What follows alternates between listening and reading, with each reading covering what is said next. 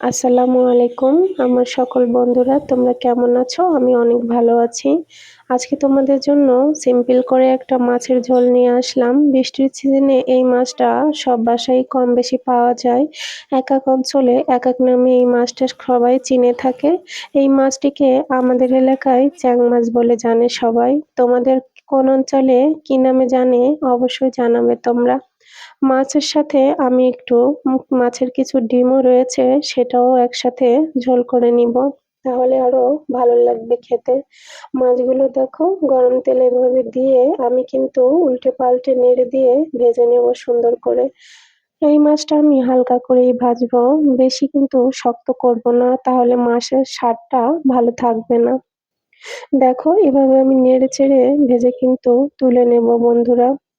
এই মাছটা আমি রান্নাতে তেমন কোনো মশলাই ব্যবহার করব না, শুধু একটু সরিষা এবং জিরা বাটা ব্যবহার করব। দেখো মাছটার জন্য আমি প্রথমেই দিয়ে দিচ্ছি ২-৩টা মোটা মোটা সাইজের পেঁয়াজ, একটা বড় রসুন আর ৫-৬টা কাঁচামরিচ ফালি করে দিয়েছি। এই পর্যায়ে আমি দেখো নেড়েচেড়ে মিশিয়ে দিচ্ছি এবং সাথে আমি অল্প পরিমাণে ১/২ চামচ মতো আদা বাটা ইউজ করেছি। দেখো এবার পরিমাণ মতো হলুদের গুঁড়া, লবণ দিয়ে আমি একটুখানি নেড়েচেড়ে কষিয়ে নিব।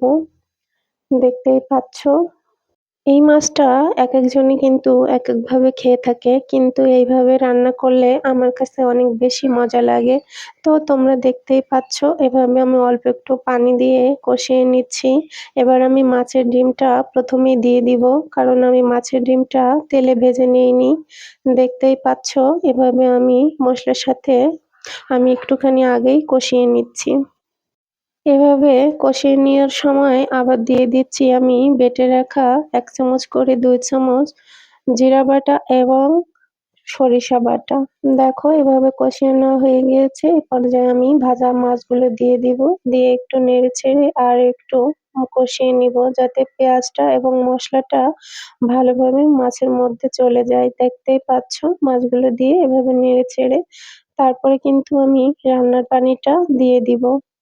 বন্ধুরা এভাবে মাছের ঝোলটা করে তোমরাও খেয়ে দেখবে, কিন্তু অনেক ভালো লাগবে আশা করি। এভাবে হালকা করে সবসময়ের জন্য বেশি মসলা দেওয়ার প্রয়োজন হয় না। মাঝে মধ্যে শুধু কাঁচামরিচ এবং পেঁয়াজ দিয়ে অল্প করে মসলা দিয়ে একটু মাছ ঝোল করে খেয়ে দেখবে টাটকা মাছ, তাহলে খেতে অনেক মজা লাগে। গরম ভাতের সাথে এমন মাছ ঝোল হলে তো আর কোনো কথাই নাই।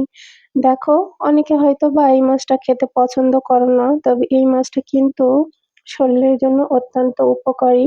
যাদের রক্তের চাহিদা কম, যাদের রক্ত কম উৎপাদন হয়, এই মাছটা কিন্তু তাদের জন্য অনেক বেশি উপকারী। এজন্য আমি কিন্তু এই মাছটা অনেক বেশি পছন্দ করি। দেখো রান্নাটা শেষ, আমি সার্ভ করে নিচ্ছি। কেমন হয়েছে দেখতেই পাচ্ছ।